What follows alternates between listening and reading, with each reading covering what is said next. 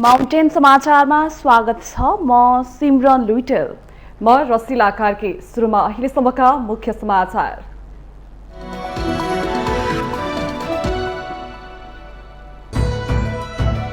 रूस युक्रेन मामिलामा युक्रेनको पक्षमा भोट हालेर सरकार असंलग्न परराष्ट्र नीतिका विरुद्ध गएको भन्दै सर्वत्र आलोचना। नेपालको परराष्ट्र नीति नेपाल अमेरिकाको लागि प्रयोग भएको आरोप।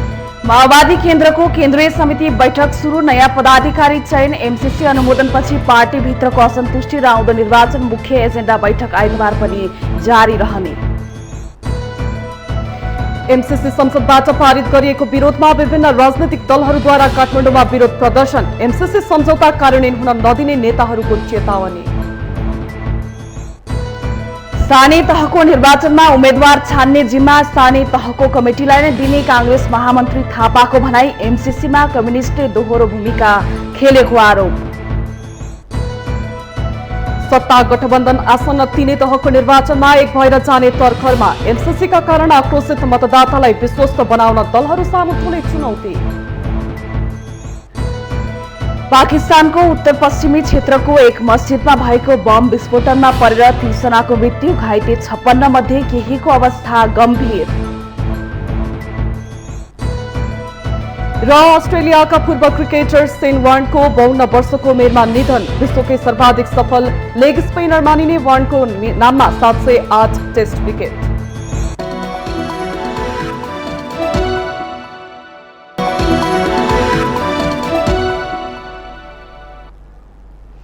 अब समाचार विस्तारमा।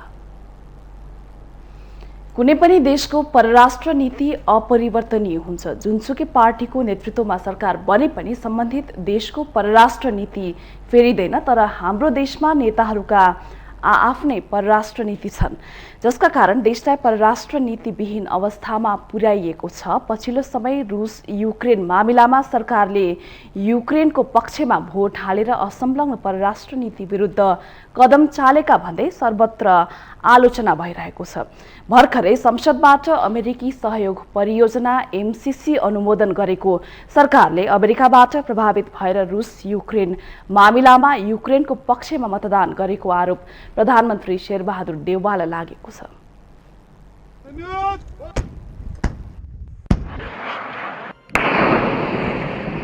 यही फागुन 12 गते बिहीबारदेखि रूस र युक्रेनका बीचमा जारी द्वन्द्वप्रति विश्वका विभिन्न राष्ट्रहरू यति बेला दुई ध्रुवमा विभाजित भएका छन्। यही सन्दर्भमा गत सोमबार जेनेभामा भएको संयुक्त राष्ट्रसंघको मानव अधिकार परिषदमा युक्रेनबारे छलफल हुनुपर्ने प्रस्तावमा भएको मतदानमा नेपालले युक्रेनको पक्षमा भोट हालेको छ। तर नेपालका दुई छिमेकी देशहरू मध्ये चीनले विपक्षमा भोट हालेको छ भने भारत तटस्थ बसेको छ। युक्रेनबारे छलफल हुनुपर्ने प्रस्तावको पक्षमा परिषदमा रहेका 47 सदस्य राष्ट्रहरू मध्ये 29 राष्ट्रले पक्षमा मत हालेका छन् भने विपक्षमा 5 राष्ट्रले मतदान गरेका छन्। 13 राष्ट्रहरू भने अनुपस्थित भएर तटस्थ बनेका छन्। रूस युक्रेन मामिलामा अमेरिका भने युक्रेनको पक्षमा खुलेरै लागिरहेको छ।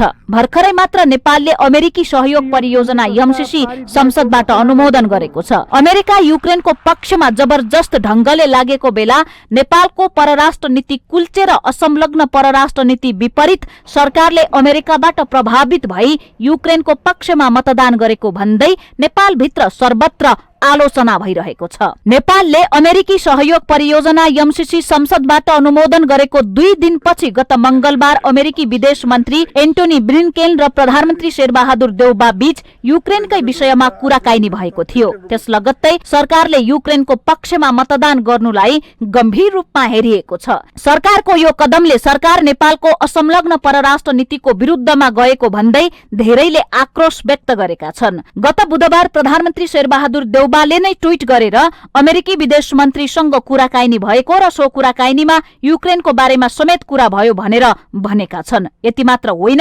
देउबाले हतार गरेर नेपाल युक्रेनको सार्वभौम सत्ताको पक्षमा रहेको छ पनि भन्न भ्याए। प्रधानमन्त्री शेरबहादुर देउबाले ट्वीटमा लेखेका छन्, हामी हाम्रो प्रगतिका लागि 75 वर्षको निरन्तर अमेरिकी समर्थनको कदर गर्छौं। हामीले युक्रेनमा रुसको आक्रमण र युक्रेनको सार्वभौम सत्ताप्रतिको हाम्रो समर्थन बारे छलफल गर्यौं भनेर। देशभित्र अमेरिकी सैन्य गठबन्धनको अंग हो भनेर एमसीसी को बारेमा अहिले पनि चर्को विरोध भइरहेको छ। त्यसमा जनतालाई आश्वस्त पार्न एक पटक पनि प्रयास गर्न जरुरी नठानेका प्रधानमन्त्री शेरबहादुर देउवाले एमसीसी परियोजना पास गर्दै अमेरिकाले युद्ध गर्न उचालेकै भरमा युद्ध गर्न तयार भएको युक्रेनलाई नेपालले पनि समर्थन गरेको देख्दा कहीं नेपालको परराष्ट्र नीति अमेरिकाको पोल्टामा गएको त होइन भन्ने आशंका उत्पन्न भएको छ। युक्रेन र रुसको युद्धबारे नेपाल सरकारको भूमिकालाई लिएर आशंका गरिएको विषयमा सत्यता छ भने यसलाई सामान्य रूपमा लिन सकिँदैन, किनकि नेपालले रसिया र युक्रेन बीचको युद्धलाई दुई देश बीचको द्वन्द्वका रूपमा मात्र हेर्नु नै हाम्रो परराष्ट्र नीति अन्तर्गत पर्छ भन्ने हेक्का राख्न जरुरी छ।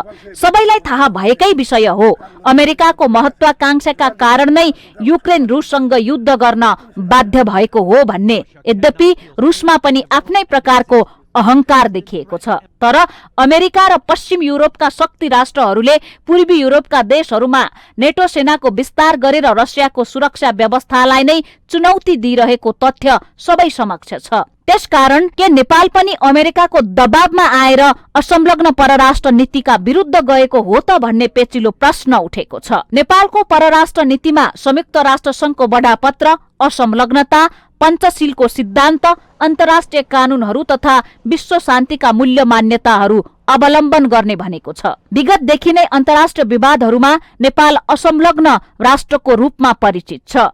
असंलग्नता र पञ्चशीलको नीतिलाई नेपालको आधारभूत परराष्ट्र नीतिका रूपमा हेरिएको छ। यस्तो अवस्थामा नेपाल सरकारको पछिल्लो कदम सरासर असंलग्न परराष्ट्र नीतिका विरुद्धमा देखिएको छ। सरकारको यस्तै कदमका कारण भोलि नेपालमा भू राजनीतिक जटिलता बढ्न सक्ने बारे विज्ञहरूले बारम्बार सचेत गराइरहेका छन्। खास गरी मुलुकमा बहुदलीय व्यवस्था आएपछि नयाँ सरकार आउने बित्तिकै नयाँ परराष्ट्र नीति लागू भए जस्तो देखिन्छ, जबकि परराष्ट्र नीतिमा जहिले पनि एकरूपता हुनुपर्छ र एउटै परराष्ट्र नीतिले निरन्तरता पाउनुपर्छ।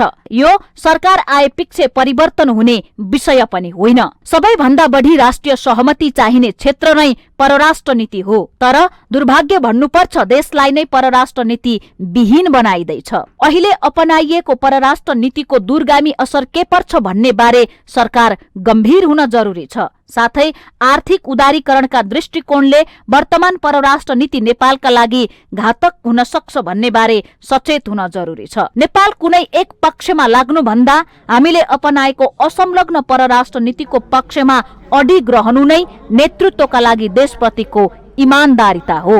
माउन्टेन टेलिभिजन एसडी राजनीतिक ब्युरो। सत्ता गठबन्धनको मुख्य घटक माओवादी केन्द्रले संसदबाट एमसीसी पारित हुँदा संविधान र लोकतन्त्रमाथिको सङ्कट टरेको भने पनि पार्टीको आन्तरिक विवाद भने चर्को छ। माओवादी भित्र एमसीसीकै कारण ध्रुवीकरण बढ्दै गएपछि त्यसलाई समाधान गर्न बसेको केन्द्रीय कमिटिको बैठकबाट अब एमसीसी अनुमोदनलाई स्वीकार गरेर चुनावमा केन्द्रित हुने प्रयास थालेको छ।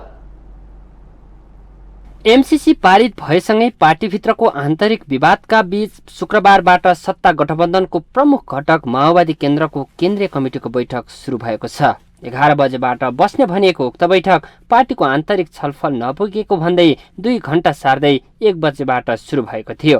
माओवादी केन्द्रले एमसीसी पारित हुँदा संविधान र लोकतन्त्रमाथिको सङ्कट टरेको दावी गरिरहेको छ, तर एमसीसी अनुमोदन गर्नका लागि अध्यक्ष पुष्पकमल दाहाल प्रचण्डले दोहोरो भूमिका निर्वाह गरेको भन्दै आन्तरिक विवाद भने चर्केको छ। अध्यक्ष दाहाल अप्ठ्यारो परिस्थितिमा पुगेका अवस्थामा केन्द्रीय कमिटिको बैठक बसेको हो। खास गरी नारायण काजी श्रेष्ठ नेतृत्वको पक्षधर नेताहरूले एमसीसी पारित भएपछि तीव्र असन्तुष्टि व्यक्त गरिरहेका छन्। हाम्रो पार्टीमा त त्यही छ, तपाईको चाहिँ झटारो हान्ने अनि आँप झार्ने खाने। अब केन्द्रीय संहितामा चाहिँ थप्नुपर्ने होला हैन। माओवादी पार्टी नबनिनुको पछाडि यस्तो प्रकृतिको प्रवृत्तिहरू धेरै छ। यो गम्भीरताका साथ हामीले उठाउनुपर्छ। यो खालको प्रवृत्तिलाई हामीले छिटोभन्दा छिटो नियन्त्रण गर्न लान सकिएन भने माओवादी पार्टीले 64 सालमा फर्किन्छु भनेको चाहिँ सपनामा खिर खाएर पेट डगाए जस्तो मात्रै हुनेछ। केन्द्रीय कमिटिको बैठकमा अध्यक्ष दाहालको अगुवाईमा अमेरिकी सहयोग सम्बन्धी परियोजना एमसीसी अनुमोदनलाई स्वीकार गरेर चुनाव केन्द्रित हुने प्रस्तावलाई अघि सारिएको छ। अध्यक्ष दाहालले पार्टीको महाधिवेशनबाट भएको संस्थागत निर्णय अनुसार नै एमसीसी अनुमोदन भएको माओवादी नेत्री उन्सरी घरतीको तर्क छ। एमसीसी जसरी आज पारित भयो जस्ताको तस्तै होइन, व्याख्यात्मक घोषणासहित पारित भएको छ। एउटा चाहिँ यो सार्वभौम संसदले चाहिँ जसरी पास गरेको हो, यो सार्वभौम चाहिँ संसदले पारित गरेको कुरा मलाई चाहिँ सानो लाग्दैन। यो भोलिको दिनमा चाहिँ हामीले पर्याप्तै मात्रामा आधारहरू खडा गरेका छौँ र हामीले चाहिँ नेपाली जनतामा जे आशंका, जे प्रकारको चाहिँ विभिन्न प्रकारको खतराहरू हुन सक्छ भन्ने अनुमानहरू थियो, योसँग हामी पनि सहमत थियौँ। त्यसैले गर्दाखेरि हामीले 12 वटा बुँदाहरूमा यसलाई स्पष्ट नेपालले के चाहन्छ र नेपालीहरूले के कुरामा चाहिँ एग्री गर्न सक्छन् भन्ने कुरा आफ्नो स्पष्ट अडान राखिसकेका छौँ। आफूहरूले संशोधन बिना एमसीसी अनुमोदन गर्न हुँदैन भन्दै आएका र त्यसका लागि व्याख्यात्मक घोषणाले सहयोग गरेकाले निर्णयमा पुगेको दाहालको प्रष्टीकरणले पार्टी विवाद अन्त्य हुन्छ कि हुँदैन केन्द्रीय कमिटिको बैठक सकिएपछि नै स्पष्ट हुनेछ। एमसीसीमा व्याख्यात्मक घोषणासँगै एमसीसी पास गर्न तयार भएकाले सत्ता गठबन्धन चुनावसम्मै जाने वातावरण बनेको अध्यक्ष दाहालको आश्वासन कतिको प्रभावकारी हुन्छ समयले नै देखाउनेछ। आफ्नो पार्टीभित्र बढ्दो असन्तुष्टि र अन्य कम्युनिस्ट पार्टीहरू टाढिन थालेपछि माओवादी केन्द्रलाई एकताबद्ध बनाउँदै आगामी सहकार्य गर्न दाहालको चाहनामा र आउँदो निर्वाचनको तयारीमा समेत माओवादी केन्द्र सामु चुनौती थपिएको छ। माउन्टेन टेलिभिजन एचडीका लागि बटुक राजगिरीको रिपोर्ट। सत्तारूढ दल नेकपा माओवादी केन्द्रका नेताहरूले एमसीसी पार्टी महाधिवेशनको निर्णय अनुसार नै संसदबाट पारित भएको दावी गरेका छन्। शुक्रबार पार्टीको केन्द्रीय समितिको बैठक अघि सञ्चारकर्मीहरूसँग बोल्दै नेताहरूले एमसीसी पार्टीको 8औं महाधिवेशनले निर्देशन दिए बमोजिम नै संसदबाट पारित भएको बताएका छन्। माओवादी केन्द्रका केन्द्रीय सदस्य वामदेव छेत्रीले व्याख्यात्मक घोषणा सहित संसदबाट एमसीसी पास गर्नु उचित भएको बताउनुभयो। उहाँले नेपालीहरूले अमेरिकाले साम्राज्यवाद र भारतलाई विस्तारवादी देख्ने कोण बदलेर अघि बढ्नुपर्ने बताउनुभयो। हामी अमेरिकालाई सधैँभरि साम्राज्यवाद देख्ने र भारतलाई सधैँभरि विस्तारवाद देख्ने कोण जो बन्यो, त्यसले गर्दाखेरि थुप्रै सम्झौताहरू, वर्ल्ड ब्याङ्कका सम्झौताहरू छन्, यूएनडीपीका सम्झौताहरू छन्, एसियन डेभलपमेन्ट ब्याङ्कका सम्झौता छन्, जायकाका छन्। केही न केही सम्झौता नगरिकन हामीले गरेका छैनौँ र ती हामी सम्झौता गरेका छौँ र अमेरिकाकै गर्न हुन्न भन्ने पक्षमा हामी छैनौँ। त्यस्तै पार्टी केन्द्रीय सदस्य नारायण दाहालले महाधिवेशनमा एमसीसी पास नै गर्नु हुँदैन नभनेको स्पष्ट पार्नुभयो। उहाँले संशोधनपछि एमसीसी पास गर्न सक्ने कुरा महाधिवेशनले निर्णय गरेको र सोही अनुसार नै एमसीसी पास भएको दावी गर्नुभयो। पासै गर्न हुन्न, गर्ने नै होइन भने हुँदै होइन। पहिले यो भ्रम छ जस्तो लाग्यो महाधिवेशनको म्यान्डेट विपरीत भनेर। महाधिवेशनमा भनिएको के हो त, परिमार्जन सहितको अनुमोदन गर्ने भन्ने कुरा हो। अहिले जुन खालको चाहिँ अब व्याख्यात्मक घोषणा जो भएको छ र त्यसका जो क्रिया प्रतिक्रिया यहाँसम्म आइरहेका छन्, त्यसबाट के हो भन्दा महाधिवेशनले जे भनेको थियो त्योभन्दा अलिकति पनि दायाँ बायाँ छ भन्ने मलाई लाग्दैन। अर्का केन्द्रीय सदस्य कुमार पौडेलले व्याख्यात्मक घोषणा सहित सदनबाट पास भएको एमसीसी पार्टीको मूल्य र मान्यता बमोजिम रहेको बताउनुभयो। उहाँले पार्टी एकता र गठबन्धनको रक्षा गर्नको लागि पनि एमसीसी पारित गर्नु व्यवहारिक भएको उल्लेख गर्नुभयो। एमसीसी बारेमा जुन निर्णय गरेको थियो, त्यो निर्णयको विषयमा भर्खरै सदनबाट पारित भएको एमसीसीको व्याख्यासहितको जुन सदनमा जुन निर्णय भएको छ, वास्तवमा त्यो पार्टी अहिलेको अवस्थामा एमसीसीको सन्दर्भमा जुन चाहिँ व्याख्यात्मक जुन विश्लेषण आएको छ, वास्तवमा अब पार्टीले अगाडि सारेको मूल्य, मान्यता र मर्ममा नै आधारित छ भन्ने लाग्छ। त्यस्तै गरी अर्का केन्द्रीय सदस्य लेखनाथ दाहालले 12 बुँदे व्याख्यात्मक घोषणा परिमार्जनकै अर्को रूप भएको बताउनुभयो। उहाँले व्याख्यात्मक घोषणा सहितको पासले केही समस्या समाधान गरेको भन्दै राष्ट्रहित विपरीतका मुद्दाहरू संशोधन गरेर नै व्याख्यात्मक घोषणा पास गरिएको बताउनुभयो।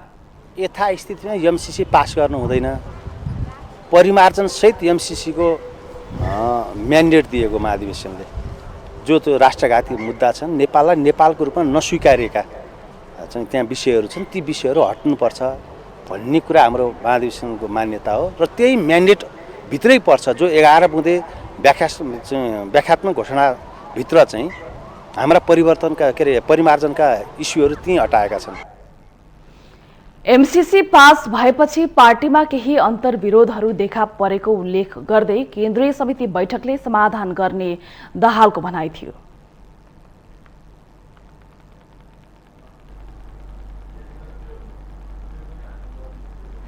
एमसीसी संसदबाट पारित गरेको विरोधमा विभिन्न 8वटा राजनैतिक दलहरूले काठमाडौँमा विरोध प्रदर्शन गरेका छन्।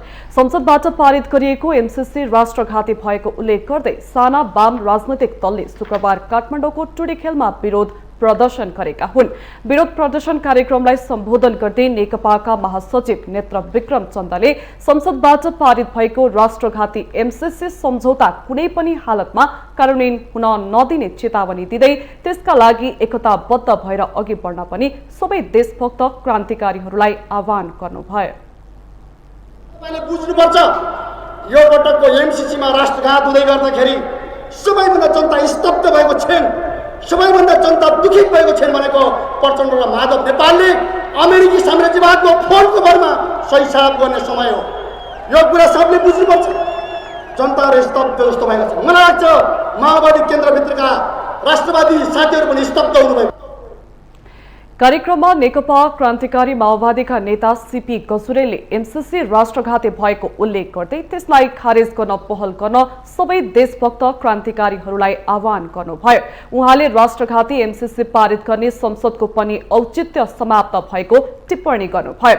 उहाँले संसदबाट पारित गरिएको 12 बुँदे व्याख्यात्मक घोषणालाई अमेरिकाले समर्थन नगरेको पनि दावी गर्नुभयो।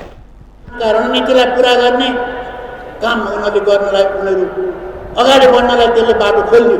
तर यसको अर्थ यो होइन कि यो एमसीसी चाहिँ अब खारिजै हुँदैन, हामीले कुनै हालतमा गर्न सक्दैनौँ भन्ने कुरा होइन।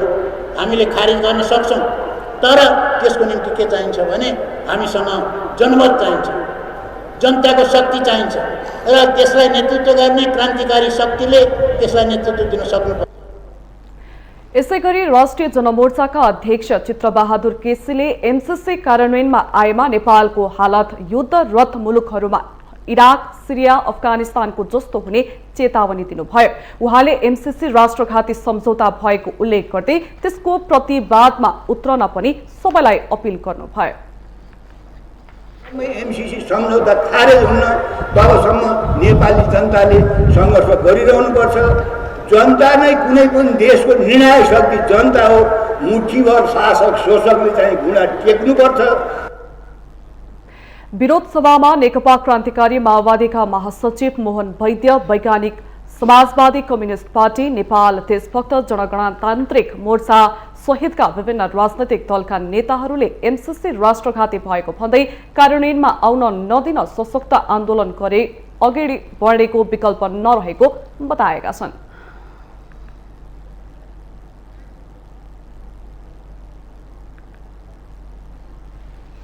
नेपाली कांग्रेसका महामन्त्री गगन कुमार थापाले स्थानीय तहको निर्वाचनमा उम्मेद्वार छान्ने जिम्मा सम्बन्धित स्थानीय तहको कमिटीलाई नै दिइने बताउनु भएको छ। शुक्रबार नेपाली कांग्रेस मादी गाउँपालिका कास्कीले आयोजना गरेको अगुवा कार्यकर्ता प्रशिक्षण कार्यक्रमको उद्घाटन गर्दै महामन्त्री थापाले आसन्न स्थानीय तहको निर्वाचनमा उम्मेद्वार छान्ने जिम्मा सम्बन्धित कमिटीलाई दिइने बताउनु भएको हो। उहाँले स्थानीय तहको निर्वाचनमा तालमेल गर्ने कि नगर्ने भन्ने विषय पनि स्थानीय कमिटीकै भएको उल्लेख गर्दै कांग्रेसले केन्द्रबाट तालमेलको निर्णय नगर्ने बताउनु भयो।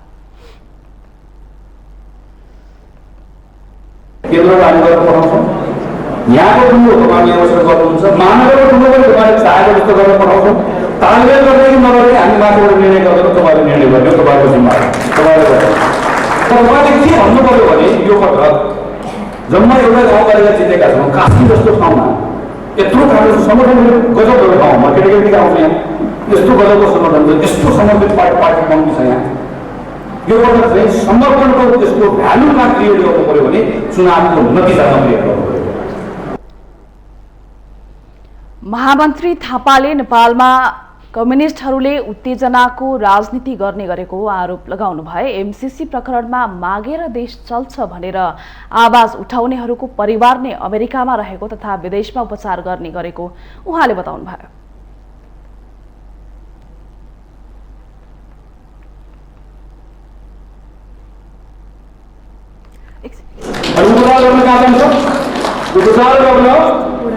तपाईँले मैले उपचार गर्नु पर्यो भने बाटो जग्गाहरू देख्नुपर्ने राज्यको ढुकुटीबाट पैसा लिन्छ नेपाल पक्षले कि सिङ्गापुरको अस्पतालमा उपचार गर्छ कि भारतमा जान्छ वेदान्त जान्छ अथवा एम्स जान्छ अथवा कहाँ उपचार गर्छ नेपालमा आएर फेरि उच्च बसेर भन्छ महाराज अस्पताल बनाउने गर्छ गरेकै छ भन्दा अनि आएर किन चाहिँ आएर उच्च बसेर माले पनि एउटा मण्डलीले लिएको छ। हिजो कुनै बेला त्यसो गरेर माले मण्डली के हो भनेर भन्नुभएको त्यसो भने होइन माले मण्डली बसाले के हो भनेर भन्नुको कारण के हो भने माले मण्डली बसालेको क्यारेक्टर भनेकै उत्तेजनाको राजनीति गर्ने। उहाँले एमसीसी सम्झौतामा कम्युनिस्टहरूले दोहोरो भूमिका खेलेर जनतालाई उत्तेजित बनाएको उल्लेख गर्दै कांग्रेस सभापति एवं प्रधानमन्त्री शेरबहादुर देउवाले सबैलाई मिलाउन सफल बनेको बताउनुभयो।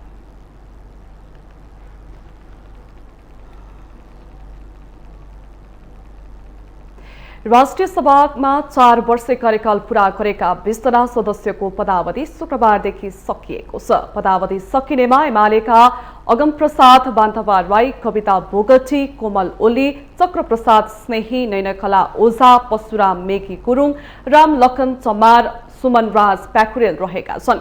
यस्तै नेकपा एकीकृत समाजवादीका उदय शर्मा पौडेल, ठगेन्द्र प्रकाश पुरी, शान्ति कुमारी अधिकारी जीसी र शेरबहादुर कुँवर तथा नेकपा माओवादी केन्द्रका खेमकुमार विक, जीवन बुढा, दीनानाथ शर्मा, शशिकला दाहालको पनि पदावधि सकिएको छ।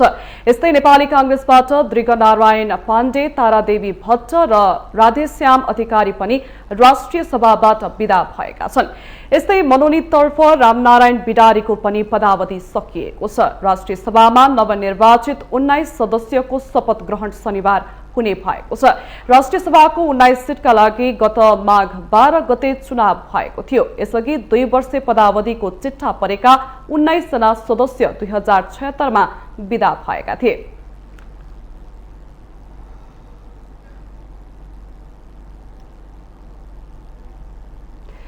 माउन्टेन समाचारमा पालो भएको छ विश्रामको।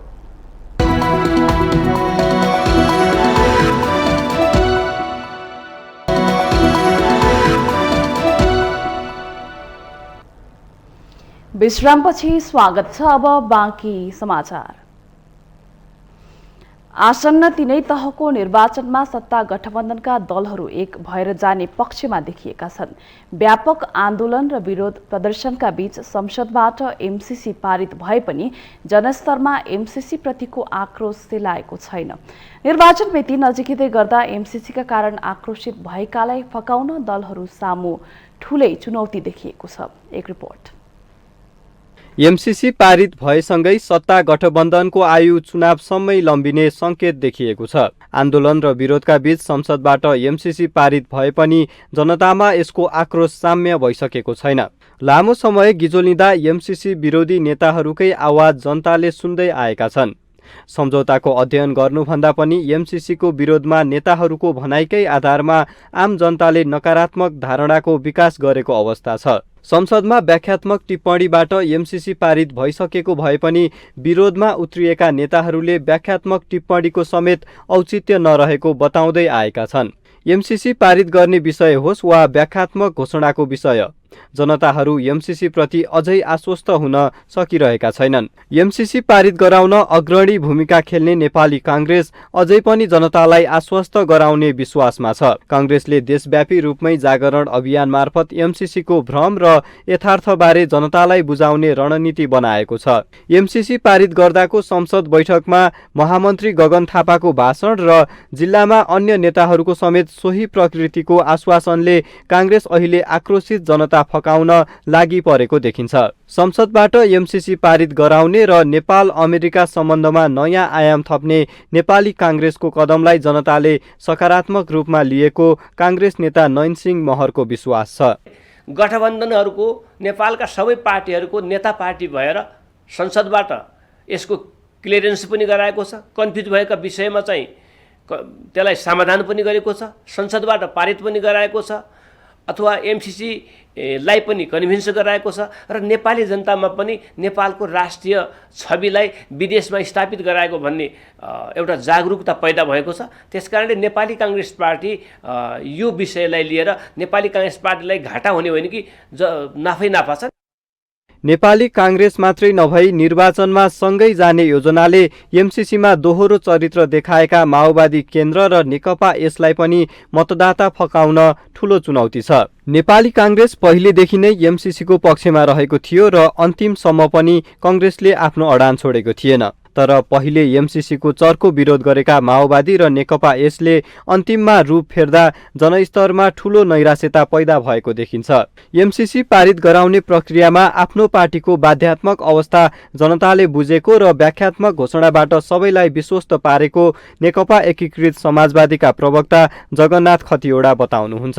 यस्तो बेलामा अब नेपाली जनतालाई दुईटै कुरा सँगै जनताले बुझ्नेछन् कि एमसीसी पास गर्ने परिस्थितिमा आइपुग्दा हाम्रो पार्टी कुन कुन चाप कुन कुन दबावमा थियो यो पनि हामी जनतालाई सुनाउनेछौँ। अनि यो एमसीसी पास गरेपछि यस पछाडिका हुने खतराहरू के हुन सक्छन् र त्यसमा हामी कति सावधान छौँ भन्ने कुरा पनि जनतालाई सुनाउनेछौँ। सबै कुरा खुला किताब जस्तो राखिसकेपछि संसद जम्मा 23-24 सिट भएको नेकपा एकीकृत समाजवादीले आफ्नो कति निर्णायक भूमिका निर्वाह गर्न सक्थ्यो भन्ने जनताले बुझ्छन् भन्ने हामीलाई लाग्छ। त्यसो त गठबन्धन दलहरू मात्र नभएर एमसीसीको विषयमा नेकपा एमालेसँग पनि जनता सन्तुष्ट छैनन्। संसदको सबैभन्दा ठूलो पार्टीले अन्तर्राष्ट्रिय महत्त्व राख्ने विषयमा स्पष्ट धारणा समेत बनाउन नसक्दा एमाले प्रति पनि जनता निराश छन्। एमसीसी पारित भएर कार्यान्वयनको चरणमा पुगिसक्दा जनतामा देखिएको नैराश्यताको जिम्मेवारी लिएर आगामी चुनावमा मत माग्ने चुनौती राजनीतिक दलहरू सामु आइपुगेको छ। यी दलहरूले जनस्तरमा कति एमसीसीको नकारात्मकता चिर्न सक्छन् भन्ने कुराले चुनावपछि उनीहरूको हैसियत तय हुने देखिन्छ। माउन्टेन टेलिभिजन एचडीका लागि क्यामेरामा विक्रम साक्यका साथमा सुजन चालिसेको रिपोर्ट। प्रतिनिधि सभाको सार्वजनिक लेखा समितिले 21औं वार्षिक प्रतिवेदन 2078 मस्यौदा पारित गरेको छ। शुक्रबार सिंहदरबारमा बसेको समितिको बैठकले 21औं वार्षिक प्रतिवेदन 2078 मस्यौदा समितिबाट पारित गरेको हो। समितिका सचिव डाक्टर रोजनाथ पाण्डेले समितिले गरेका काम कारबाहीको वार्षिक प्रतिवेदन सदनमा पेश गर्ने उद्देश्यले मस्यौदा प्रतिवेदन पारित गरिएको जानकारी दिनुभयो। प्रतिवेदनमा 9वटा उपसमितिहरूले गरेका बेरोजु फच्यौटका कामहरू समावेश गरिएको छ। सचिव पाण्डेले प्रतिवेदनमा समितिले समसामयिक विषयहरूमा गरेका निर्णयहरू, गण्डकी प्रदेशको कालीगण्डकी कोरिडोर लगायत त्यस आसपासमा रहेका राष्ट्रिय गौरवका आयोजनाहरूको निरीक्षण लगायतका कुराहरू यसमा समावेश रहेको बताउनुभयो। वर्षभरि समितिले गरेका काम कारबाहीहरूमा मूलभूत रूपमा बेरोजु फर्स्यौट गर्ने 9वटा उपसमितिहरूले गरेका कामहरू समावेश गरिएको छ। समितिले समय समयमा बैठक बसेर गरेका समसामयिक विषयहरूमा गरेका निर्णयहरू पनि यसमा समावेश छन् र एउटा स्थलगत निरीक्षण गर्ने काम भएको थियो। यो गण्डकी प्रदेशमा पर्ने कालीगण्डकी कोरिडोर लगायत त्यस आसपासमा रहेका राष्ट्रिय गौरवका चाहिँ आयोजनाहरूको निरीक्षण गर्ने र त्यसको प्रतिवेदन प्राप्त भएको उपसमितिले पेश गरेको प्रतिवेदन थियो, त्यो समेत यसमा समावेश गरिएको छ। सचिव पाण्डेले समितिको प्रतिवेदन अनुमोदनका लागि सदनमा पेश गर्नका लागि प्रस्ताव गर्ने जानकारी दिनुभयो। फास्ट ट्र्याक सम्बन्धी प्रतिवेदन यसअघि नै प्रतिवेदनमा संलग्न भइसकेको र पछिल्लो समय नेपाली सेनाले पुनः विचारको लागि रक्षा मन्त्रालयमा अनुरोध गरेकाले अहिले उक्त प्रतिवेदन समितिमा विचाराधीन अवस्थामा रहेको सचिव पाण्डेको भनाइ छ।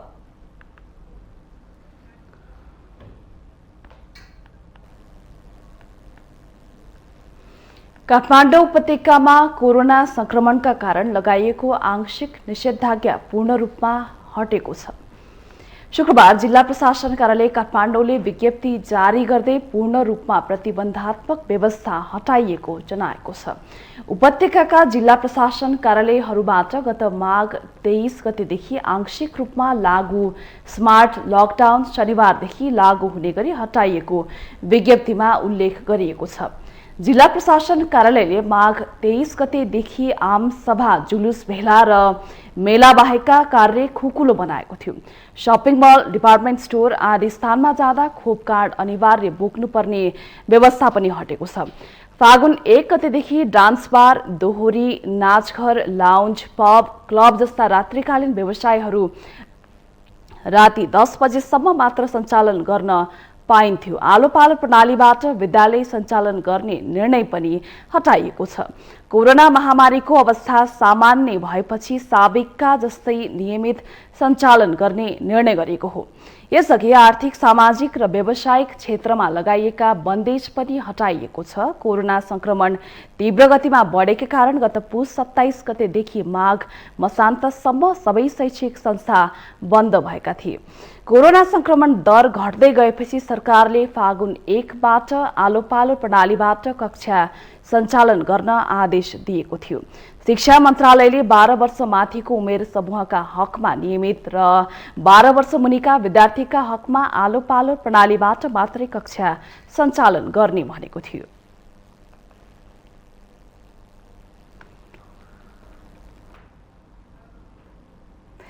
सर्वोच्च अदालतले देशभरका नदी नाला तथा खोलाहरूबाट जथाभावी रूपमा भइरहेको रोडाढुङ्गा तथा गिट्टी बालुवा उत्खननका विषयमा अध्ययन गरी प्रतिवेदन पेश गर्न सरकारका नाममा आदेश जारी गरेको छ।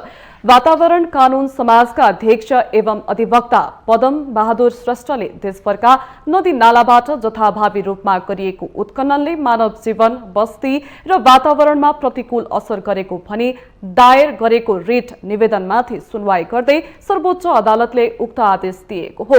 सर्वोच्च अदालतका न्यायाधीश आनन्द मोहन भट्टराई र टङ्क बहादुर मोक्तानले संयुक्त इजलासले जारी गरेको आदेशमा देशभर नदी उत्खननका बारेमा अध्ययन गर्न बहालवाला सचिवको अध्यक्षतामा उच्च स्तरीय समिति गठन गर्न समेत भनिएको छ। साथै संघीय मामिला तथा सामान्य प्रशासन मन्त्रालयले जारी गरेको ढुङ्गा, गिट्टी, बालुवा उत्खनन बिक्री तथा व्यवस्थापन सम्बन्धी मापदण्ड 2077 विपरीत हुने गरी उत्खनन नगराउन भनी 17 साउन 2078 मा जारी भएको अन्तरिम आदेशलाई निरन्तरता दिन समेत आदेश दिएको छ।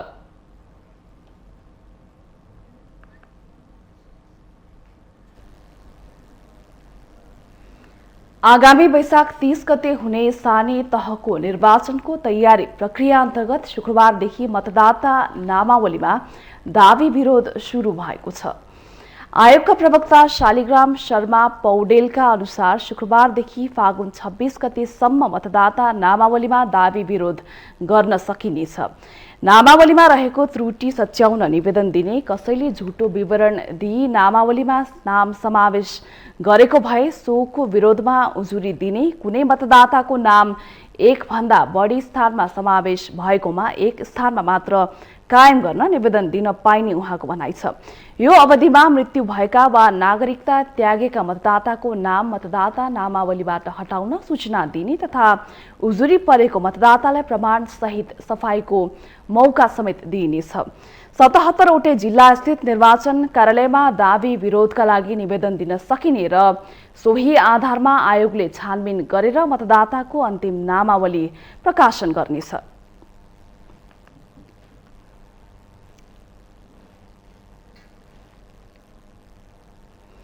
हामीसँग आर्थिक, अन्तर्राष्ट्रिय र खेल समाचार बाँकी नै छन्। माउन्टेन समाचारमा पुनः पालो भएको छ विश्रामको।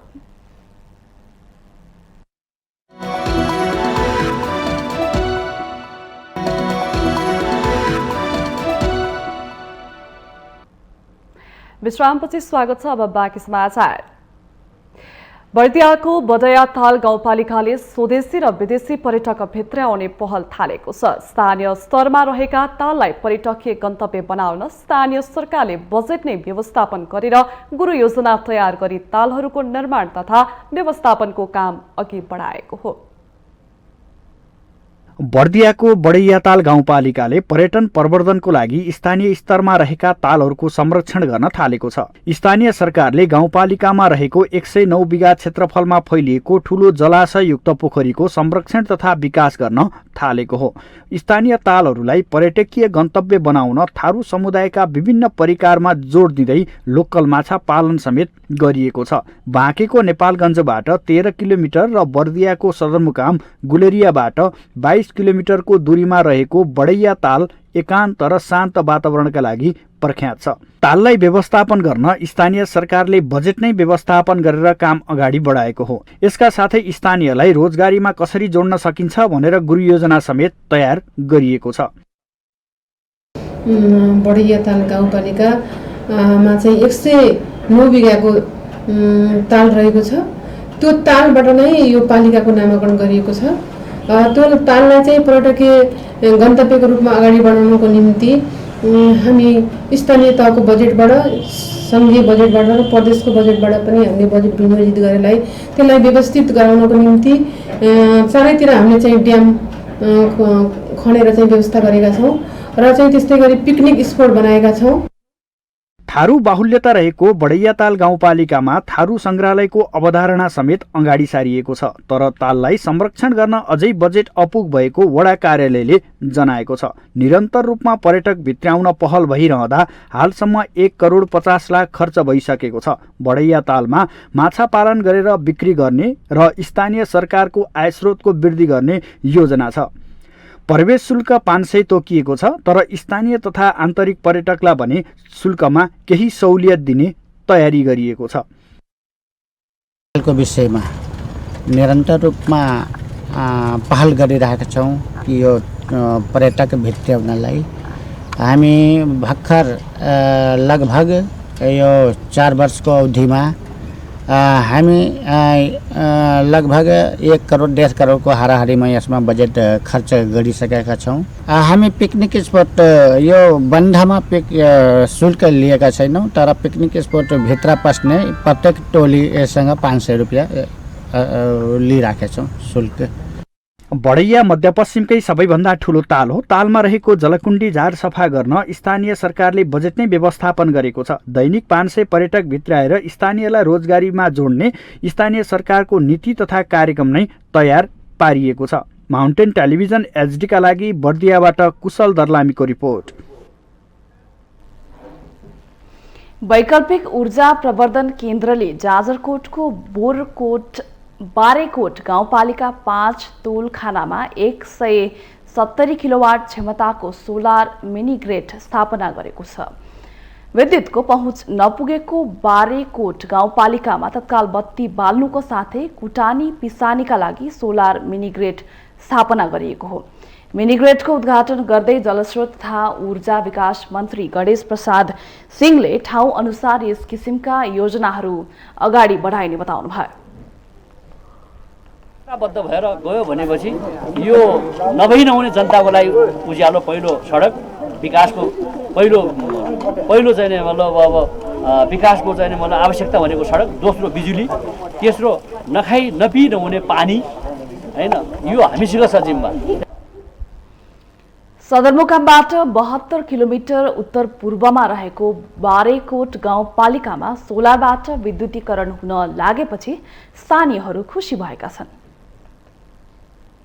पढ्नको लागि यस्तै हाम्रो मिलहरू छैन, बत्तीमा चल्नको लागि मिलहरू। 417 घर धुरीलाई पुग्ने गरी उक्त मिनी ग्रिड स्थापना गरिएको हो। तीनै तहको सरकारसँग सहकार्य गर्दै विकास निर्माणका कामलाई तीव्रता दिएको गाउँपालिकाले जनाएको छ। कम लगानीमा तत्काल निर्माण गरी प्रतिफल लिन सकिने अन्य योजनाहरू समेत निर्माण कार्य थालिने गाउँपालिकाले जनाएको छ।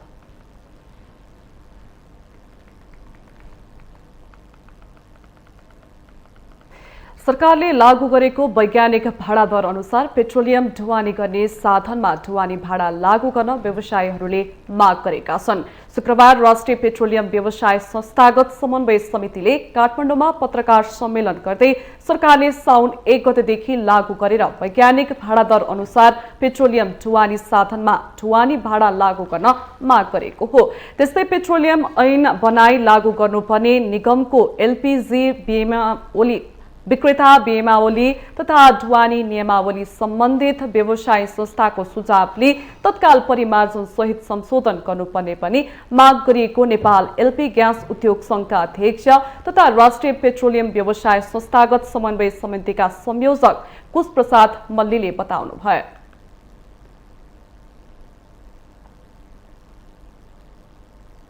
नेपालमा पेट्रोलियम ऐन नभएको हुँदा तत्काल पेट्रोलियम ऐन बनाई लागू गर्नुपर्ने। 2 निगमको एलपीजी विनियावली विक्रेता विनियावली र ढुवानी नियमावली सम्बन्धित व्यवसायी संस्थाको सुझावले तत्काल परिमार्जन सहित संशोधन गर्नुपर्ने।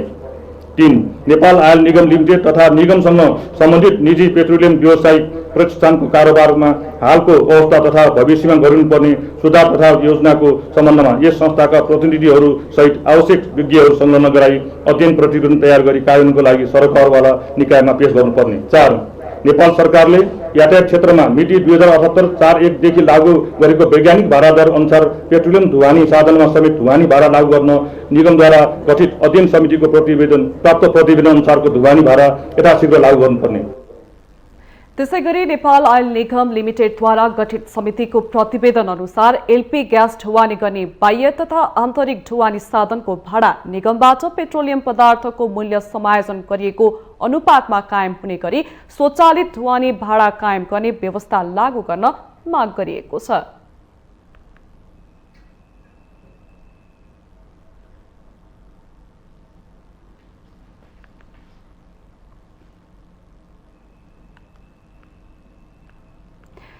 हामीसँग आर्थिक अन्तर्राष्ट्रिय र खेल समाचार बाँकी नै छन्। माउन्टेन समाचारमा फेरि पालो भएको छ विश्रामको।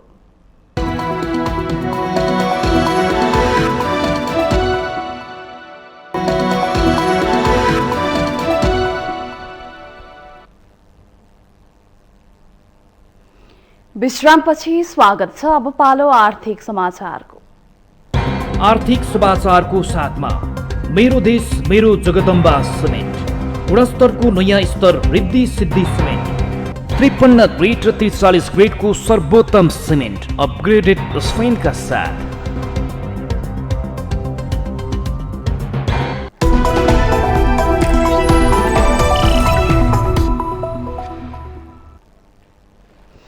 चालू आर्थिक वर्षको माघ मसान्तसम्ममा नेप्सेले पुँजी बजारबाट 8 अर्ब 90 करोड रुपैयाँ बराबरको राजस्व सङ्कलन गरेको छ।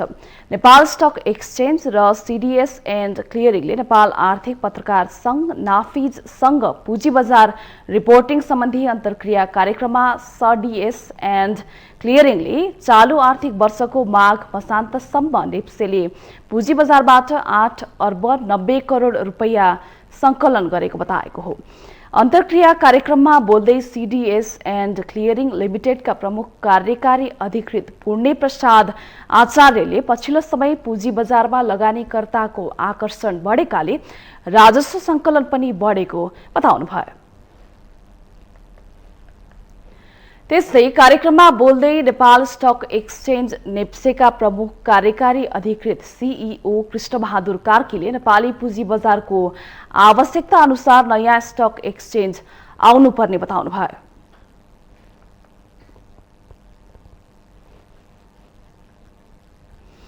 पछिल्लो समय शेयर बजारप्रति आम सर्वसाधारणहरूको आकर्षण बढेसँगै हितग्राही खाता डिमाट खोल्नेहरूको संख्यामा समेत उल्लेखनीय वृद्धि भएकाले नेपाली पुँजीमा पनि वृद्धि हुँदै गएको छ।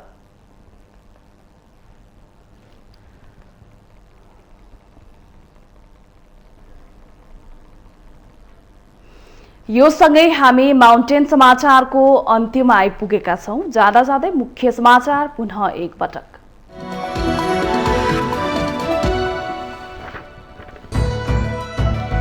रुस युक्रेन मामिलामा युक्रेनको पक्षमा भोट हालेर सरकार असंलग्न परराष्ट्र नीतिका विरुद्ध गएको भन्दै सर्वत्र आलोचना। नेपालको परराष्ट्र नीति अमेरिकाको लागि प्रयोग भएको आरोप। माओवादी केन्द्रको केन्द्रीय समिति बैठक सुरु, नयाँ पदाधिकारी चयन, एनसीसी अनुमोदनपछि पार्टीभित्रको असन्तुष्टि र आउँदो निर्वाचन मुख्य एजेन्डा बैठक आइतबार पनि जारी रहने। एमसीसी संसदबाट पारित गरेको विरोधमा विभिन्न राजनीतिक दलहरूद्वारा काठमाडौँमा विरोध प्रदर्शन। एमसीसी सम्झौता कार्यान्वयन हुन नदिने नेताहरूको चेतावनी। स्थानीय तहको निर्वाचनमा उम्मेद्वार छान्ने जिम्मा स्थानीय तहको कमिटीलाई नै दिने कांग्रेस महामन्त्री थापाको भनाई। एमसीसीमा कम्युनिस्टले दोहोरो भूमिका खेलेको आरोप। सत्ता गठबन्धन आसन्न तीनै तहको निर्वाचनमा एक भएर जाने तर्खरमा एमसीसीका कारण आक्रोशित मतदातालाई विश्वस्त बनाउन दलहरू सामु ठूलै चुनौती। पाकिस्तानको उत्तर पश्चिमी क्षेत्रको एक मस्जिदमा भएको बम विस्फोटमा परेर 30 जनाको मृत्यु, घाइते 56 मध्ये केहीको अवस्था गम्भीर। र अस्ट्रेलियाका पूर्व क्रिकेटर शेन वार्नको 52 वर्षको उमेरमा निधन। विश्वकै सर्वाधिक सफल लेग स्पिनर मानिने वार्नको नाममा 708 टेस्ट विकेट।